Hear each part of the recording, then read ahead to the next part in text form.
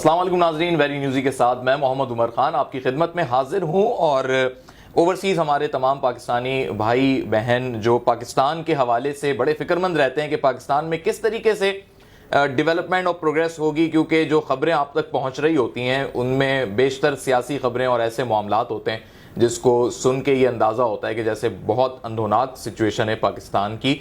लेकिन पाकिस्तान के अंदर बेशुमार अपॉर्चुनिटीज़ मौजूद हैं और पाकिस्तान के अंदर सबसे अहम बात यह है कि लोगों में जो शऊर है वो अब बढ़ रहा है और इसी शऊर की बुनियाद पर पाकिस्तान का मुआशरा तरक्की की जानिब गामजन है।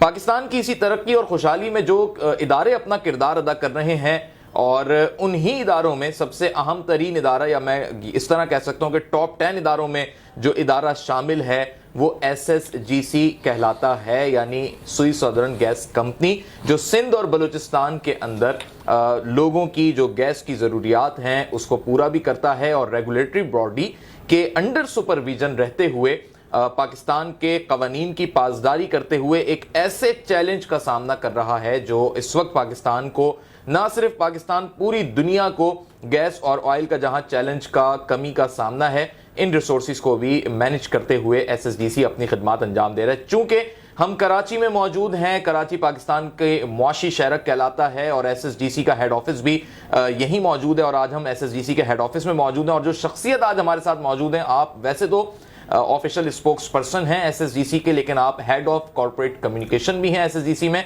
जनाब सलमान अहमद सिद्दीकी साहब हमारे साथ मौजूद हैं। अस्सलाम वालेकुम सर। वालेकुम अस्सलाम उमर, कैसे मिजाज हैं? अल्लाह का बड़ा करम। बहुत शुक्रिया, क्योंकि बेइंतहा आपकी मसरूफियात और मीटिंग्स और इतनी मसरूफियात में से आपने हमारे नेटवर्क के लिए वक्त निकाला। सबसे पहले बुनियादी ज़रूरत यही है कि हम अपनी पैगाम को, अपनी बात को आवाम तक पहुँचाएँ, तो एक मीडिया इसमें एक बहुत बड़ा टूल है और हमेशा हमें इसका असिस्टेंस रहा है और अल्हम्दुलिल्लाह हमें पॉजिटिव इमेज मीडिया से बड़ी क्रिएट हुई है। तो we welcome you here. Thanks sir.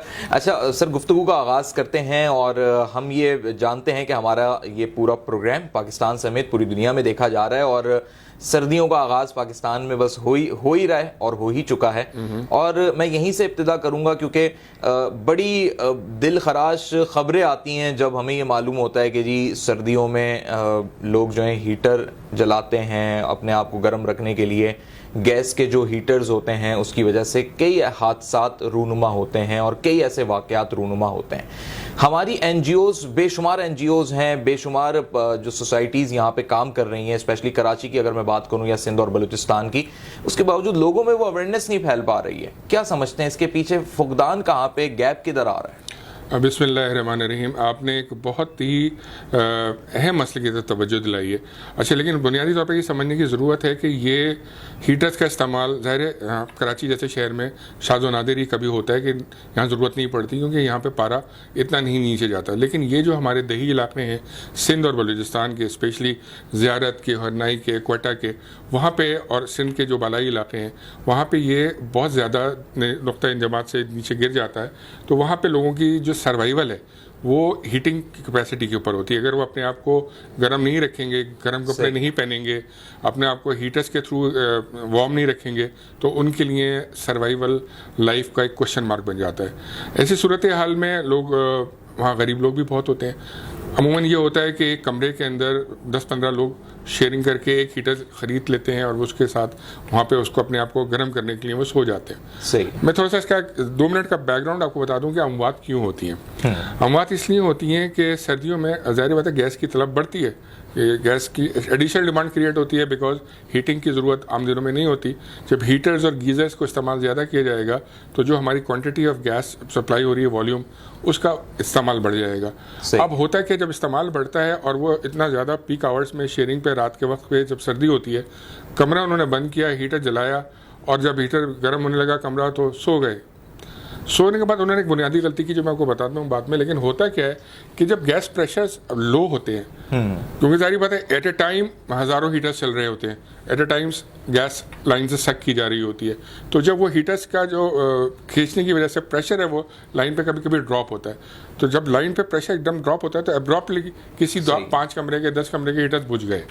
जब बुझ गए तो वो लोग तो सो रहे हैं, जब बुझे तो वो सोते रह गए, लेकिन थोड़ी देर बाद चूंकि ये बुझ गए और भी बुझ गए तो अब प्रेशर बेहतर हो गया, इस्तेमाल नहीं हो रहा, तो गैस दोबारा आना शुरू हो गई। अब गैस आना तो शुरू हो गई लेकिन क्या हुआ, वो हीटेड गैस नहीं आ रही थी, जल नहीं रहा था फ्लेम। जब वो आ रही थी तो ज़्यादा वो माचिस से जलाना पड़ता है, वो जब नहीं जल रही थी तो वो प्योर गैस उनके मैदों में अंदर जिस्म के अंदर दाखिल होना शुरू हो गई, जिसकी वजह से एक सफोकेशन क्रिएट हो जाती है। और बाय दैट टाइम आदमी जितना सफोकेट हो जाता है कि जब वो आँख खुलती है, उसकी जागता है, वो कहता है कि मैं घुट रहा है मेरा सांस, मैं दरवाज़ा खोलूं, तो उसका जहन तो ज़रूर काम कर रहा होता है लेकिन उसका जिस्म साथ नहीं देता। अच्छा। वो उठ के कुंडी तक नहीं खोल सकता। तो ये इसकी वजह से अमवात होती हैं, और ये माजी में बहुत ज़्यादा होती थी, लेकिन SSGC ने, क्योंकि ओगरा का हम ज़ाहिर उसके अंडर में काम करते हैं और रेगुलेटर है, उसमें लाइसेंस की पाबंदी होती है कि जी हम आगाही मुहिम, तशहीरी मुहिम जो है ऐसी जगहों पर चलाएँ जहाँ पर गैस का हीटर होता है, इस्तेमाल होता है, कि उसके नुकसानात क्या हैं, उससे एहतियाती तदाबीर क्या है, उससे बचा कैसे जा सकता है अमवात से। सही। तो इसमें जो बुनियादी मसला है, देखें, अगर आप अपने आप को वेंटिलेट रखेंगे, यानी कि आप थोड़ी सी खिड़की खोल के रखेंगे कि जी ऑक्सीजन का अमल दखल जारी है, या थोड़ा सा दरवाजे को खोल के रखेंगे, या ये कि आपने वार्म करने के बाद हीटर को ऑफ करके सो जाएंगे, तो ये बुनियादी चीज़ें होती हैं जिनको हम अपने इश्तहारात के ज़रिए, जो टेलीविज़न के इश्तहारात होते हैं वो केबल टेलीविजन पे चलवाना, हैंडआउट्स को बांटना, अखबारात में इश्तहारात लगवाना, फिर सोशल मीडिया के ऊपर भरपूर तशहीरी मुहिम करना, फिर वहाँ हम लोग वैन्स हायर करते हैं, उसके ऊपर लाउड स्पीकर लगा के गली गली मोहल्ले मोहल्ले वहाँ पे ऐलानात करते हैं। फिर वहाँ सबसे जो इम्पोर्टेंट एलिमेंट है पंजाब में, अपने बलूचिस्तान में और सिंध के अंदर, वहाँ पे उलमा को बहुत फॉलो किया जाता है, जो इमाम मस्जिद होता है उसकी बात बहुत सुनी जाती है, तो उनकी इंगेजमेंट्स हमारे यहाँ एनुअल बेसिस पे होती है। उनको हम इंगेज करते हैं और उनको कहते हैं कि जी आप अपने खुतबात में, जुमे के खुतबात में और दीगर नमाज़ों में ये बताएं लोगों को कि ये इस तरह से करेंगे तो उनकी सर्वाइवल है, कि जी वो थोड़ी सी खिड़की दरवाज़ा खोल के रखेंगे तो, या हीटर बंद करके सोएंगे तो सर्वाइवल है, अदरवाइज़ अमवात का चांस ज़्यादा होता है। तो इसके रिजल्ट्स बहुत ओवर द ईयर्स अच्छे हैं, और अगर अमवात का अगर आप डेटा निकालेंगे जो कि पहले सैकड़ों में होता था, वो बिल्कुल सिंगल फिगर में डिजिट्स में आता जा रहा है। जो रिपोर्ट होते हैं बेसिकली, जो ज़ाहिर रिपोर्ट होता है वही उसी की बेसिस पे डेटा बनता है और वो हम तक पहुँचता है। तो इस सिलसिले में फिर हमारे वहाँ सालाना इवेंट्स भी होते हैं क्वेटा के अंदर और इंटीरियर सिंध में, जिसमें हम लोगों को, मीडिया को भी इंगेज करते हैं, वहाँ बुलाते हैं और उनको कहते हैं कि काइंडली आप ये सारी चीज़ें आपके थ्रू भी जाएँ, आर्टिकल्स के थ्रू भी जाएँ, न्यूज़ एलिमेंट्स के थ्रू भी जाएँ, इतना ज़्यादा स्ट्राइक करें ह्यूमन माइंड को कि बात बैठ जाए कि अगली सर्दी आएगी तो हम ये चीज़ नहीं करेंगे। चलें, ये तो इस मौजू पे बात हो गई कि जी किस तरीके से हम अवेयरनेस दे के महफूज रख सकते हैं ज़िंदगियों को, और इसमें काफ़ी हद तक आपको कामयाबी भी हुई। बिल्कुल। लेकिन जो लोग गैस को ज़ाया कर रहे हैं, यानी गैस का बेदरीग इस्तेमाल, और बेदरीग इस्तेमाल के साथ साथ मैं ये समझता हूँ कि जिन जगहों पे मतलब गैस का बुनियादी जो ज़रूरत के तहत इस्तेमाल है वो खाने पकाने के तौर पर है, लेकिन बहुत सारी जगहों पे हम देखते हैं कि गैस के जनरेटर्स का इस्तेमाल हो रहा है। जी। और कमर्शियल पॉइंट पे भी वो हो रहा है, और लोड शेडिंग के दौरानिया बढ़ने में वो एक मजबूरी भी बन जाता है। इसके तनाजुर में आप क्या समझते हैं कि क्या ये वाकई एक बेदरीग इस्तेमाल है, या ये गैस इसकी भी कंजप्शन को पूरा करने की सलाहियत रखती है? देखिए, आपने एक और अच्छी बात उठाई है, गैस का बेदरीग इस्तेमाल क्यों है, पहले ये समझना पड़ेगा। शायद आपको याद हो, आपके बचपन में या उससे पहले आपने ये सुना हो कि हमने तो सुना था अपने बड़ों से कि जी ये गैस तो हमारे मुल्क का कुदरती ख़जाना है, ये तो ज़िंदगी भर रहेगी, जब तक हम जिएंगे ज़िंदगी भर रहेगी, ये गैस कहीं जाने वाली नहीं है। तो मतलब कोई इस्तेमाल करते हुए सोचता ही नहीं था कि किफ़ायत शुमारी भी करनी है इसके अंदर। किसी ने चूल्हा सुबह खोला खातून ने नाश्ता बनाने के लिए, तो रात तक के खाने तक वो खुला ही रहा, क्योंकि शायद उस वक्त माचिस महंगी थी और गैस सस्ती थी, 25-30 रुपये का बिल आया करता था। मैं 70s-80s की बात कर रहा हूँ। तो उस वक्त से कॉन्सेप्ट लोगों के दिमाग में बैठ गया कि जी गैस तो बहुत एक सस्ती चीज़ है और ज़िंदगी भर की है, बेदरीग इस्तेमाल करो। उस वक्त वाकई घरेलू हद तक ही महदूद था, या तंदूर पे होता था या होटल्स पे होता था गैस का इस्तेमाल। रफ्ता रफ्ता जैसे जैसे वक्त गुजरता गया, इंडस्ट्री की नीड्स बढ़ती गई, इंडस्ट्री में गैस जाना शुरू हुई, CNG सेक्टर पाकिस्तान में क्रिएट होना शुरू हुआ, जो कि सिर्फ पब्लिक सेक्टर तक महदूद रहता, पब्लिक ट्रांसपोर्ट तक, अनफॉर्चुनेटली वो प्राइवेट ट्रांसपोर्ट पे भी आ गया। तो वो जो इस्तेमाल, अच्छा आज वक्त पाकिस्तान शायद दुनिया के टॉप 3 कंट्रीज़ में है जहाँ CNG व्हीकल्स के अंदर SSG से अपने नेचुरल गैस इस्तेमाल होती है। तो ये एक ऐसी चीज़ है जिसकी वजह से हमारी एक डिमांड, इनॉर्मस डिमांड क्रिएट होना शुरू हुई।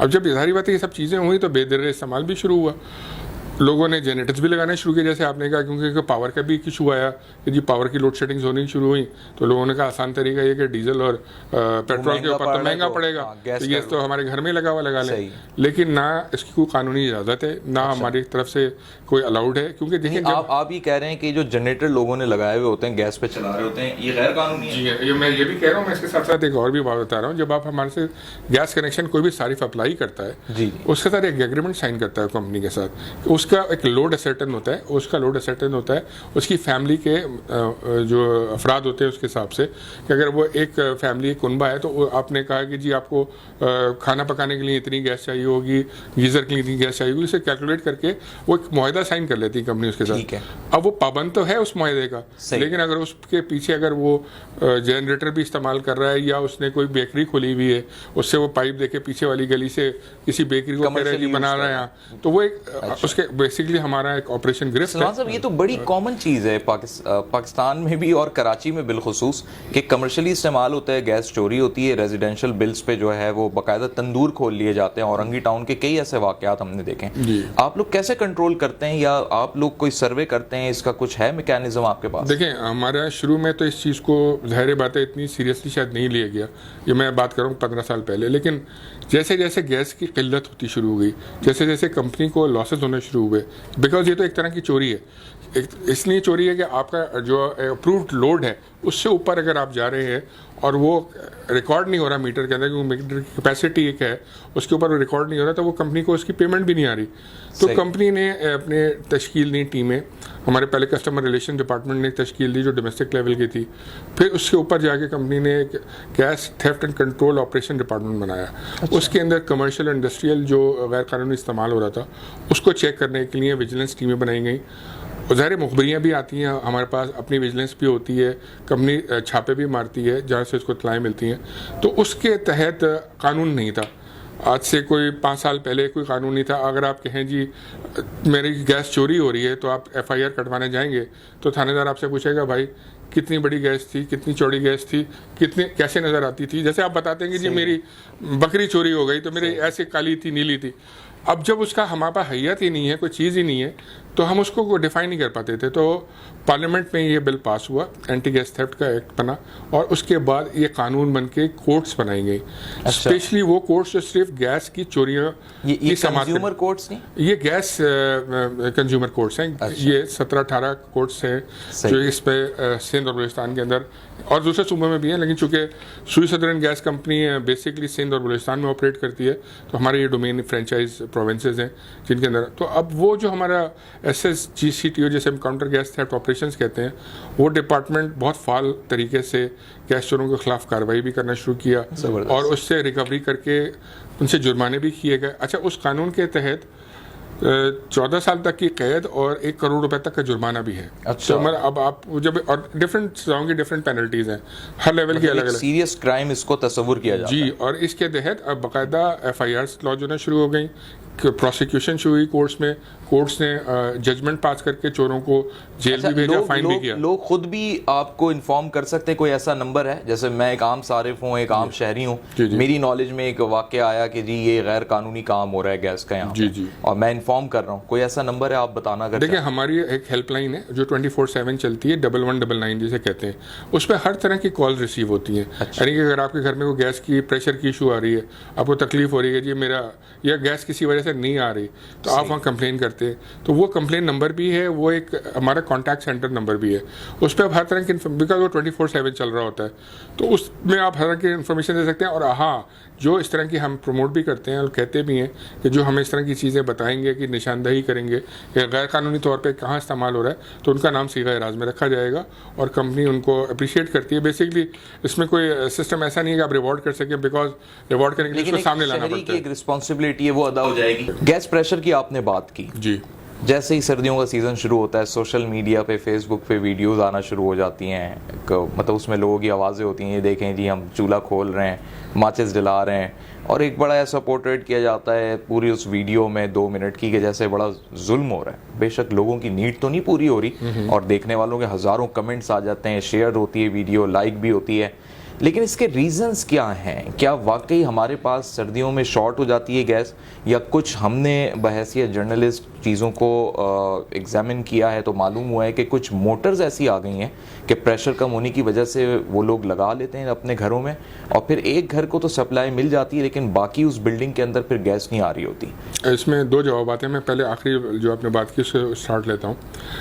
देखिए गैस कंप्रेसर्स कहते हैं इसको, ये जैसे कि जनरेटर का इस्तेमाल गैर कानूनी है, ऐसे कंप्रेसर्स का भी, बिकॉज आपने ऑथराइज लोड में से अपने घर का ओवन और गीज़र अप्रूव कराया हुआ है। अगर आप कोई भी चीज़ इंस्टॉल करते हैं, जनरेटर या कोई और बेकरी के लिए पाइप या कंप्रेसर, तो वो गैर कानूनी है, जिसका मैंने आपको बताया कि different stages of criminal acts हैं उसके, और उसकी पेनल्टीज डिफरेंट लेवल्स की हैं। तो वो जैसे हमारी वो टीम जो रेड्स करती है वो डेफिनेटली उसको भी अनप्लग करती है और उसको रिपोर्ट करके ख़त्म करके उसको जुर्माने करती है। लेकिन अब बात जो कि आपने स्टार्ट की थी कि गैस में सर्दियों में क्राइसिस क्यों आता है, थोड़ा सा मैं आपको बैकग्राउंड बताऊंगा। देखें ये गैस बेसिकली आती कहाँ से, पहले तो नाज़रीन तक, क्योंकि ये मिथ लोगों तक शायद नहीं क्लियर होती, वो कुछ ये समझते हैं कि जी SSGC या सदर्न गैस कंपनी जैसे हम कहते हैं, या सुई नॉर्दर्न पाइपलाइंस लिमिटेड जो कि पंजाब और KPK में सर्व कर रही है, ये कंपनियां शायद गैस की कुल मालिको मुख्तार हैं, यानी कि इनके अंडर में वो गैस के रिजर्व हैं, वो कुएं हैं कि जिनसे ये गैस निकाल के आवाम को बेचती हैं, सुई के मकाम से निकल रही है और ये मालिक है उसका। असल में सुई का जो आपने जिक्र किया, तो सुई से पहली दरियाफ्त हुई थी और पाकिस्तान की तारीख की सबसे बड़ी दरियाफ्त थी, तो इसलिए वो जो नाम था उसको ऑनर देने के लिए वो आज तक नाम सुई ही रखा गया। इसलिए दोनों कंपनियां, सुई सदर्न भी और सुई नॉर्दर्न भी, उस सुई के नाम को ओन करती हैं, बिकॉज वो हमारा प्राइड है, वो हमारी पहली दरियाफ्त थी पाकिस्तान की, वो दुनिया के एक बड़े रिजर्व में से रिजर्व था, लेकिन उसको तकरीबन निफ्स सदी गुजर चुकी है और वो रिजर्व उसकी ऑलमोस्ट मिल्क आउट हो गई है। जिसे कहना चाहिए कि वो रिजर्व अब नहीं रहे, जो अगर वहाँ हमें 100 मिलता था तो 5 मिलने लगा है। तो यानी कि डेफिनेटली एक लाइफ होती है, पीरियड होती जा रही है। जी नहीं, उस सुई की बात करें, सुई के रिजर्व से। ठीक है। अच्छा, हुआ क्या है कि मैं आपको बता रहा था कि लोगों को ये शायद कॉन्सेप्ट है कि SSGC की जिम्मेदारी इसलिए ज़्यादा है या सुई नॉर्दर्न की इसलिए ज़्यादा है कि ये गैस के इनके ज़खायर के अपने रिसोर्सेज। नहीं, ऐसा नहीं है। मैं आपके नाज़रीन को बताना चाहता हूँ, बल्कि जितने भी लोग सुन रहे हैं देख रहे हैं, कि SSGC डिपेंडेंट है उन गैस सेलर्स के जो लाइसेंस होल्डर्स हैं, गवर्नमेंट ऑफ पाकिस्तान की लाइसेंस इशू करती है, जो एक्सप्लोरेशन कंपनीज होती हैं उनके लिए एंड प्रोडक्शन कंपनीज, कि वो गैस के ज़खायर के लिए कुएं खोदें, उसमें से गैस निकालें, उसको रिफाइन करें एंड सेल करें, हमें भी सेल करें और सुई नॉर्दर्न को भी करें। अच्छा। तो ऐसे बहुत सारे लाइसेंस के अंडर ऑपरेट कर रही हैं कंपनियाँ। जो सिंध से गैस निकलना शुरू हुई है वो बहुत ज़्यादा तादाद में पिछले 15-20 सालों में निकली, तो वो भी सारी गैस एक जुडिशियस सिस्टम के तहत सुई नॉर्दर्न को भी मिलती है और सुई सदर्न को भी मिलती है। अच्छा, ये मेरे लिए भी नई बात है, क्योंकि लोग तो यही समझते हैं कि पाकिस्तान के अंदर से कोई भी मादनियात निकलेंगी तो रियासत पाकिस्तान उसकी जामिन भी है और उसकी मालिक भी है। बिल्कुल ऐसा ही है। देखें, लेकिन रियासत ऑफ पाकिस्तान की अपनी कंपनियां भी हैं। अच्छा। 2 कंपनियां अपनी भी हैं वो जो कर रही हैं, लेकिन वो नाकाफ़ी हैं। तो इसलिए रियासत पाकिस्तान ने इनवाइट की इन्वेस्टमेंट भी, और बाहर की कंपनीज भी यहाँ आई और लोकल प्राइवेट कंपनीज ने भी इन्वेस्टमेंट किया कि वो निकालें, लेकिन definitely under certain formula, under certain agreement, क्योंकि गवर्नमेंट ऑफ पाकिस्तान ही गवर्न करता है सारा उसको। अच्छा। और वो जो भी कुछ होता है वो उसकी प्रोडक्शन एक कैलकुलेटेड फार्मूले के तहत फिर वो आगे से डिस्ट्रीब्यूट होती है और सेल होती है। अच्छा, ये जो कंपनीज के रिजर्व्स होते हैं, ये गैस के जो रिजर्व्स होते हैं, इनकी एक नेचुरल डिप्लीशन एक फिनोमेना भी है कि एक गैस रिजर्व है, वो आज इस साल अगर वो 100 MMCF दे रहा है तो अगले साल शायद वो उससे कम हो जाएगा, 90 हो जाएगा, 95 हो जाएगा, बिकॉज उसकी जो प्रोडक्शन कैपेसिटी है वो डिप्लीट होती है। ये एक नेचुरल फिनोमेना वर्ल्ड वाइड। तो अगर गैस रिजर्व मेरे पास मिसाल के तौर पर 1000 के थे तो वो अगले साल कम होके 800 के हो जाते हैं। सही। ज़ाहिर है ये एक फार्मूला है जिसके तहत 200-250 MMCF जो है हमारे सिस्टम में हर साल उसकी वजह से कम होता है कि जो गैस रिजर्व्स के इश्यूज डिप्लीट हो रहे हैं और जो इश्यूज जो गैस सेलर्स उनको इश्यूज आ रहे हैं। अच्छा, ये होता है तो जाहिर बात है हर सर्दी आने वाली सर्दी से टफ क्यों हो जाती है कि आपकी जो सप्लाई होती है थोड़ी कम हो चुकी होती है पिछले साल से, बिकॉज वो जो कुएं डिप्लीट हो रहे थे, लेकिन आपकी डिमांड साइड में बढ़ चुकी होती है। क्यों? आपके नए कस्टमर सिस्टम में ऐड हो जाते हैं, आप नए सारिफ को भी कनेक्शन दे रहे होते हैं। और सर्दी के अंदर ख़ास तौर पे क्यों इशू आता है कि जैसे मैंने आपको बताया कि ह्यूमन लाइफ का सर्वाइवल ही हीटर्स के ऊपर होता है बलूचिस्तान में और इंटीरियर सिंध में, जहाँ हमारे कस्टमर्स अच्छी खासी तादाद में हैं। तो उसके अंदर आपको उनको एक्स्ट्रा गैस प्रोवाइड करनी होती है कि उनकी ज़िंदगी जो है वो लाइफ लाइन बन जाती है, गैस उनकी ज़िंदगी चलती रहे। क्योंकि अगर वो गैस नहीं, वो ठटर के मर जाएंगे। तो हीटर्स के थ्रू अपने आप को हीटेड रखते हैं, या पानी गर्म करना हो चूल्हों के ऊपर नहाने के लिए, वज़ू करने के लिए, तो उनको एक्स्ट्रा हीटिंग कैपेसिटी चाहिए होती है। जब आप उस लोड को भी कैटर कर रहे होते हैं, यानी कि डिमांड भी बढ़ गई आपकी, साल के जो नए कस्टमर ऐड हुए, फिर आपकी नई डिमांड बढ़ी क्योंकि आपकी हीटिंग कैपेसिटी चाहिए बलूचिस्तान में और सिंध में, और रिजर्व्स आपकी सप्लाईज कम हो गई। तो आपको कहीं ना कहीं तो मैनेज करना है।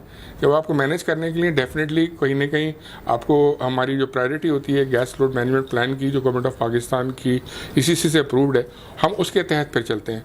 उसमें सबसे पहली प्रायोरिटी होती है डोमेस्टिक सारिफ, कि जी जो डोमेस्टिक सारिफ है उसको गैस सबसे पहले प्रायोरिटी पे हमने प्रोवाइड करनी है, फिर कमर्शियल सारिफ उसके साथ आता है। आप इसी तरह मैनेज करते हैं जो हर साल हम देखते हैं कि CNG स्टेशंस बंद होते हैं कुछ दिन, फिर इंडस्ट्री को देते हैं या फिर आप डोमेस्टिक सारिफ को देते हैं? देखिए, मैंने बताया ना कि हमारी पहली तरजीह जो है वो हमारा डोमेस्टिक और कमर्शियल सारिफ है, जिसको हमें देना है। कह रहे हैं उसके घर पे चले। रेवेन्यू जनरेशन आपकी इन तीनों कैटेगरीज में सबसे ज्यादा कहाँ से है? कमर्शियल पर्सपेक्टिव से है, डोमेस्टिक से है, इंडस्ट्री से है? मैं बताऊं, डोमेस्टिक पे तो हमारी गवर्नमेंट ने सब्सिडी दी हुई ऑलरेडी। अच्छा। यानी कि गैस अगर हम उनको सेल कर रहे हैं तो अब प्राइस बिलो द प्राइस कर रहे हैं, मतलब हमें तो वहाँ से कोई रेवेन्यू जनरेशन नहीं है, ठीक है ना। वो तो हमारी तरह से सब्सिडाइज्ड, यानी कि अगर आपके मेरे घर पे गैस आ रही है तो मुझे अगर वो 100 रुपए की पड़ रही तो मैं आपसे 70 रुपए ले रहा हूँ। मैं एक मोटी सी लैंग्वेज में बात कर रहा हूँ, लोगों को समझ में आए, सब्सिडी अमाउंट शामिल है। बिल्कुल, तो जाहिर बात है वहाँ से जब वो सब्सिडी दे रहे हैं तो हमारे भी उसमें पार्ट है, तो उसके लिए हमें वहाँ से तो रेवेन्यू जनरेशन नहीं होती। तो डेफिनेटली कमर्शियल आउटलेट से और जो इंडस्ट्रियल आउटलेट्स है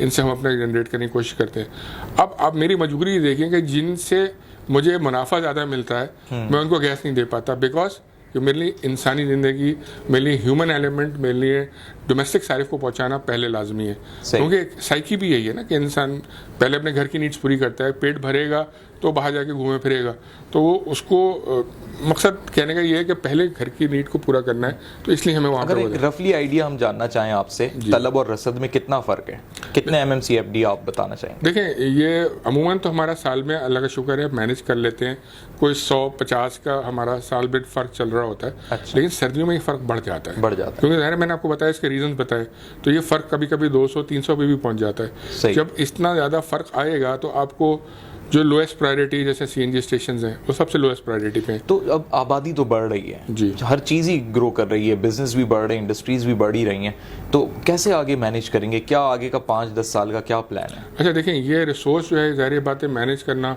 हुकूमत पाकिस्तान या जो वक्त की हुकूमत होती है स्टेट का काम होता है। हम तो खुद एक परचेज करके आगे सेल कर रहे होते हैं बिजनेस में, तो डेफिनेटली हमारे इसमें रोल नहीं है। जाती होंगी ना? बिल्कुल, हमारा रोल नहीं है इसके अंदर, लेकिन हुकूमत Pakistan over the years state अपने तौर पे अपनी जिम्मेदारी पूरी करता रहा है, और उसने एक्सप्लोरेशन के लाइसेंस भी इशू किए हैं। जो कंपनी ऑलरेडी एक्सप्लोर कर रही हैं उनको भी मोटिवेट किया कि वो नई जगहों पे कुएं खोदें, वहाँ ट्राई करें, तो वो अपना रोल कर रहे हैं। और अभी जो 5 सालों में एक नई चीज़ इवॉल्व हुई है वो LNG है। लेकिन LNG ने वो गैप फिल किया है कि जो हमारी एक डिमांड और सप्लाई के बीच में बहुत बड़ा गैप था, वो LNG सप्लाई से वो नैरो डाउन करने की कोशिश की है। क्योंकि अगर आपको याद हो कुछ सालों पहले 3-4 साल पहले कहती है मुआहदे बड़े गलत हुए साबिक दौरे हुकूमत में, जिसकी वजह से कौमी खजाने को भी नुकसान पहुंचा, और दूसरा ये हुआ कि वो मैं सबसे इसलिए नहीं कर सकता क्योंकि ना उसमें SSGC का कोई रोल है, ना उन मुआहदों के साथ हमारा कोई लेना देना है। और डेफिनेटली सरकार ने की उस वक्त की, और वो जो भी किए वो मीडिया ने उसको बराबर रिपोर्ट भी किया। लेकिन मेरे कहने का मतलब है, जो मैं आपको बताना चाह रहा हूँ कि ये जो LNG वाला मामला है, इसके लिए कंपनी गवर्नमेंट, जो प्रेजेंट गवर्नमेंट है, ये भी बहुत ज़्यादा जोर दे रही है कि नए टर्मिनल्स लगाए जाएँ। जब नए टर्मिनल्स लगेंगे, अभी हमारे इस वक्त 2 टर्मिनल्स पाकिस्तान में काम कर रहे हैं, जब नए टर्मिनल्स आएंगे तो 2 से 4 अगर हो जाएंगे तो आपकी कार्गोज ज़्यादा आएंगी। जब आपकी कार्गोज ज़्यादा आएंगी तो आपकी जो इनटेक ऑफ सप्लाईज हैं वो ऑगमेंट होगी, और उससे फ्यूचर में जो हम समझते हैं कि सर्दियाँ हैं और जो सीजन आएंगे उसके अंदर में गैस की अवेलेबिलिटी बेहतर हो जाएगी। तो ये गवर्नमेंट अपना रोल तो अदा कर रही है इस चीज़ के अंदर। फिर दूसरा एक मंसूबा है जो रशिया से गैस के आने का भी है, इसका हाल ही में भी जिक्र चल रहा है, गवर्नमेंट उसमें भी काम कर रही है कि रशियन स्टेट्स हैं, तुर्कमेनिस्तान जो पुरानी रशियन स्टेट्स थे, और वहाँ से भी एक टापी के नाम से मंसूबा बना था, एक IP के नाम से मंसूबा बना था ईरान पाइपलाइन का, वो किसी वजूहत पे शेल्फ हो चुका है पीछे। लेकिन हुकूमतें अपने तौर पर इनके ऊपर काम करती रहती हैं, और अभी भी रशिया वाली जो गैस है उसके बारे में सुनने में आ रहा है कि कराची वालों के कुछ सवालात हैं जो सोशल मीडिया पे अक्सर डिस्कशंस में आते हैं, और आज हमें मौका मिला आपके सामने रखें। बहुत सारी निजी सोसाइटीज़ जो रेजिडेंशियल सोसाइटीज़ सिंध में, बलूचिस्तान में, सिंध में ज़्यादा, तो ये अपनी गैस की कंजप्शंस को कैसे पूरा कर रही हैं? अगर ये आपसे रुजू नहीं कर रहे हैं तो इनके पास कहाँ से रिसोर्सेज आ रहे हैं, कहाँ से कनेक्टिविटी आ रही है? नहीं, देखें, उनकी अवलीन तरजीह तो यही होती है कि वो हमें अप्रोच करते हैं। और हमारा एक सिस्टम होता है, हम उनके यहाँ सर्वे करवाते हैं, लोड असर्टेन करते हैं, उसके बाद तखमीना लगता है कि वहाँ जो नियरेस्ट पाइपलाइन है वो कहाँ से गुजर रही है, वहाँ से वहाँ तक की पाइपलाइन में क्या अखराजात आएंगे, क्या वो सारा करके SSDC बाउंड है इस चीज़ के लिए कि वो पाबंद है, उनको देगी गैस, या आप अपने इख्तियारात रखते हैं कि आप दें या ना दें, इट्स योर चॉइस? देखें, ये इसमें ये होता है कि अगर सिस्टम में गैस है तो आप दे सकते हैं। अगर सिस्टम में गैस ही नहीं है तो पहले जो घर में लोग हैं उनका पेट भरना है। ये नहीं कि आप मेहमान को, जाहिर बात है वो मेहमान वाला कॉन्सेप्ट में बात नहीं कर रहा कि बाहर से जो आदमी आएगा आप उसको तो पहले नहीं, पहले तो अपने बच्चे का पेट भरेंगे। तो जो सिस्टम में ऑलरेडी कस्टमर है उसको तो देना है। लेकिन अगर मेरे पास गैस वाफिर है जो कि अनफॉर्चुनेटली नहीं है तो मुझे उसको देने में कबाहत होगी। अगर सिस्टम में गैस है तो मैं नई कॉलोनीज को दूंगा। बेशुमार हाई राइज कराची के अंदर बन रही है, पूरे सिंध में ही, अब तो हैदराबाद में भी काफ़ी डेवलपमेंट हो गई है। तो अब एक एक हाई राइज में अगर हम कहते हैं जी 40-50 घर आ चुके हैं, फ्लैट्स आ चुके हैं, तो कैसे इनकी कंजप्शन पूरी होगी? या ये पहले से प्लान आपसे हो जाते हैं डिस्कस जब अप्रूवल होते हैं कंस्ट्रक्शन? देखें, चाहे वो हाई राइज हो, चाहे जैसे आपने कहा नई सोसाइटीज हो, बात तो एक ही है। मतलब बात इस तरह से है कि जी मेरे पास 250 कस्टमर्स की एक एप्लीकेशन आ रही है, चाहे वो एक बिल्डिंग में एक प्लॉट के ऊपर हाई राइज में रहते हो या एक कॉलोनी में बाउंड्री वॉल के अंदर रहते हो, हमारे लिए तो वो दोनों चीज़ें बराबर ही हैं। लेकिन हाई राइज के ऊपर एक पाबंदी लगी थी 8-10 साल पहले की बात है, वफाकी हुकूमत ने उस वक्त की लगाई थी। वो पाबंदी कई साल बरकरार रही। उसको हाई राइज को, कमर्शियल को और इंडस्ट्रियल को नए कनेक्शन देने की पाबंदी थी। लेकिन वो पाबंदी कुछ साल पहले उठ चुकी है। तो उसके तहत अब जो भी रेगुलराइज तरीके से एप्लीकेशन देता है, अगर सिस्टम में गैस होती है तो डेफिनेटली हमें देनी है उसको। देखें, हमारा तो रेवेन्यू जनरेशन ही हमारी सर्वाइवल है। अगर मैं सेल करूंगा तो मेरी कंपनी चलेगी, तो मेरे सेल तो मुझे तो चाहिए कि आउटलेट्स बने, डोमेस्टिक कस्टमर बढ़ता है तो मेरी सेल तब भी बढ़ती है। बेसिकली मैं उस पर इतना सब्सिडाइज रेट्स पे ज़रूर देता हूँ, लेकिन सेल का क्वांटम तो मेरा बढ़ता है उसके ऊपर, तो रेवेन्यू जनरेट होता है उसके अंदर।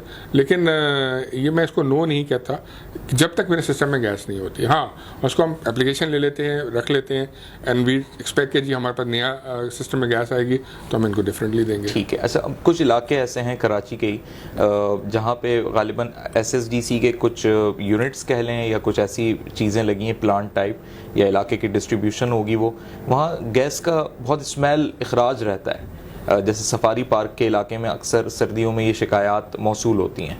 तो ये रेजिडेंशियल में होने की वजह से ये मैटर है, या सर्दियों में एक ऐसा माहौल बन जाता है कि हमारी ब्रीथिंग में हर चीज़ की, मतलब डीजल की भी स्मेल है तो बहुत ज़्यादा आ रही होती है? अच्छा, मैं ये कंप्लेन मैंने सुनी नहीं है कभी, अब आपसे सुन रहा हूँ।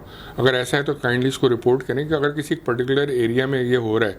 सफारी पार्क की जहाँ तक आपने बात की, वहाँ मैं आपको बताऊँ कि कराची की जो गैस मेन सप्लाईज होती हैं वह हमारे कराची टर्मिनल बना हुआ है सफारी पार्क के बिल्कुल सामने। यानी कि जो इस्पानी रोड जहाँ से टर्न लेती है सफारी रोड पे, यूनिवर्सिटी रोड से, वहाँ से लेके NED यूनिवर्सिटी तक के बीच की जो काफ़ी जगह है वो हमारे कराची टर्मिनल है, काफ़ी एकड़ की जगह है। उसके ऊपर जितनी भी गैस है कराची की जो सप्लाई होती है वो वहाँ से जाती है, वहाँ पर उसकी पूरी प्रोसेसिंग होती है। हमारे दो काम है, एक गैस की ट्रांसमिशन और गैस की डिस्ट्रीब्यूशन। ट्रांसमिशन ये होती है कि जो गैस वेल से लेके हमारे सिस्टम में गैस आएगी वो ट्रांसमिशन लाइन से आएगी। ट्रांसमिशन लाइन्स का प्रेशर भी बहुत हाई होता है, उनका डाया भी बड़ा होता है, और डिस्ट्रीब्यूशन लाइन्स का प्रेशर कम होता है, उनका डाया भी कम होता है। तो ये जो ट्रांसमिशन लाइन से गैस हमारे सिस्टम में आती है उनको हम अपने हेडक्वार्टर्स कहते हैं या टर्मिनल्स कहते हैं। तो ये जो टर्मिनल जिनकी आप बात कर रहे हैं सफारी पार्क वाला, ये हमारा एक टर्मिनल है जिसे हम KT कहते हैं, कराची टर्मिनल। तो कराची की जितनी गैस है वो यहाँ पे अराइव होती है डिस्ट्रीब्यूशन सिस्टम से, फिर यहाँ से उसको हम अपने जो भी तरीके से प्रोसेस करके फिर हम उसको डिस्ट्रीब्यूशन लाइन्स के थ्रू आगे भेजते हैं। मैं एक चीज़ बड़ी इंपॉर्टेंट बताऊँ कि हम ओडरेंट इसमें डालते हैं जो कि काफ़ी महंगा केमिकल होता है। गैस बुनियादी तौर पर ओडरलेस होती है, इसकी कोई अपनी बू नहीं होती, लेकिन आपको शायद जब गैस लीक हो रही होती है ऐसा लगता है कि रॉटन एग जैसी स्मेल आ रही है। तो वो एक हम इसलिए इंड्यूस करते हैं उसके अंदर ताकि एक अलर्ट हो जाए कोई कि यहाँ कोई लीकेज है, और इसकी स्मेल से अलर्ट होने के बाद आप फौरन रिपोर्ट करें कि जी यहाँ पे कोई चेक करे और कोई माचिस ना जलाए ताकि कोई एक्सप्लोजन ना हो। तो ये कंपनी इन्वेस्ट करती है in best interest of the people only, कि उनकी लाइफ को कोई थ्रेट ना, बिकॉज ये हाईली डेंजरस कमोडिटी है जिसे गैस कहते हैं, तो इसके अंदर ये चीज़ें एहतियातन। अच्छा, last 2 questions. Health safety measures बड़े इंपॉर्टेंट होते हैं। CNG का इस्तेमाल, जो सिलेंडर्स हैं, लोगों ने ये भी कहा ये चलते फिरते बम है, और कई ऐसे वाकयात, हादसात हुए, मिनी बस के अंदर धमाके हुए, बच्चे भी उसमें, स्कूल वैन्स में। तो कहीं आपकी भी ये रिस्पॉन्सिबिलिटी है पब्लिक अवेयरनेस के तौर पे इस चीज़ को स्प्रेड करें, या ये डिप्टी कमिश्नर और इंतज़ामिया की एक्चुअल रिस्पॉन्सिबिलिटी के वो कंट्रोल करें? नहीं, मेरा जहाँ तक ख्याल है, देखें हमारा जो क्योंकि मैं इसलिए बात इसलिए आपसे पूछ रहा हूँ कि अल्लाह ना करे कोई भी ऐसा सानिया होता है तो लोग पहले SSGC की तरफ देख रहे होते हैं। अच्छा, वो आपने पूछ लिया, हम इसको भी क्लैरिफाई कर दें। देखिए, SSGC का CNG बिजनेस से ताल्लुक इतना ही है कि मैंने अपने CNG के कस्टमर को गैस सप्लाई करनी है, यानी उसके सिस्टम तक, उसके स्टेशन तक मेरी पाइपलाइन के थ्रू उसको गैस मिलेगी, वो मुझे पेमेंट करेगा और मैं महीने की बिलिंग के साथ उसको गैस देता रहूँगा। कभी मेरे पास गैस नहीं होगी तो मैं उसकी गैस को माजरत कर लूँगा कि मैं नहीं दे सकता। सही। उसके आगे से वो, अच्छा, उसका भी बिजनेस नहीं है कि वो लोगों की गाड़ियाँ का वो चेक करे। इसके लिए एक स्टैंडर्ड कंट्रोल अथॉरिटी बनी हुई है जिसके अंदर आप और मैं पाबंद हैं कि मेरे पास CNG सिलेंडर्स है कि अपनी फिटनेस कराएं CNG सिलेंडर्स की। अनफॉर्चुनेटली हमारे यहाँ शायद ऐसा कोई कॉन्सेप्ट है कि वो फिटनेस घर बैठे ही हो जाती है लोगों की, या नहीं हो पाती है, या नहीं करवाते, या वो देखते ही नहीं है, तो जिसकी वजह से हादसा होते हैं। और वो, लेकिन इसमें SSGC का और या उस CNG स्टेशन का इसलिए कोई ताल्लुक नहीं होता क्योंकि वो इंसानी गफलत से होते हैं जिसके व्हीकल में वो CNG लगी हुई है। उसको अपनी मेंटेनेंस खुद करनी है, अपने सिलेंडर का खुद चेकअप करवाना है, उसकी फिटनेस खुद बात करानी है। अगर वो नहीं कर रहा तो इंडिविजुअल जिम्मेदार है। ये इंडिविजुअल से मतलब अगर कोई ट्रांसपोर्टर है और ड्राइवर जिम्मेदार नहीं है तो ट्रांसपोर्टर जिम्मेदार है जिसने ड्राइवर को वो गाड़ी दी हुई है। तो पूरे एक सिस्टम होती है, चेन होती है, इस तरह से वो देखा जाता है। अच्छा, बहुत सारे ओवरसीज़ पाकिस्तानीज जो पाकिस्तान में इन्वेस्टमेंट करना चाहते हैं, नए बिजनेस या फैक्ट्रीज लगाना चाहते हैं, और जहाँ पे गैस की नीड उनको समझ में आती है कि ये फैक्ट्री, ये इंडस्ट्री गैस की वजह से मज़ीद ग्रूम हो सकती है, केमिकल इंडस्ट्री है जो भी, तो क्या आप बता सकते हैं कि पाकिस्तान में भी गुंजाइश है, इंडस्ट्रीज़ मज़ीद ऐसी फ़रोग़ हम दे सकते हैं, हमारे पास इतनी कैपेसिटी है ताकि वो अपना उस हवाले से माइंड बनाएं, या अगर नहीं है तो कब होगी? इस पर देखिए, मैं अगेन फिर वहीं पीछे जाऊंगा कि असल बात ये कि घर में गैस होगी तो मैं बेचूंगा, ठीक है ना। अब हमारे पास गैस सिस्टम में नहीं है तो मैं, एक तो ये कि इंडस्ट्री इन्वेस्टमेंट जो आप पूछ रहे हैं, ये तो basically board of investment of government of Pakistan या ऐसे हुकूमती इदारे जो कि इसको प्रमोट करते हैं फॉरेन इन्वेस्टमेंट्स को, उनके डोमेन में ये चीज़ आती है कि उनके पास क्या रिसोर्सेज अवेलेबल हैं या नहीं है। सारे gas is alone not the alone requirement, 10 चीज़ें और भी होती हैं। अब उस सिनेरियो में तो ये सवाल बेहतर रहेगा कि उन अथॉरिटीज़ से किया जाए। लेकिन SSGC अगेन, अगर हमारे पास सिस्टम में गैस है तो we have to sell gas to earn ourselves. हमें रेवेन्यू जनरेट करेंगे तो हमारी कंपनी चलेगी।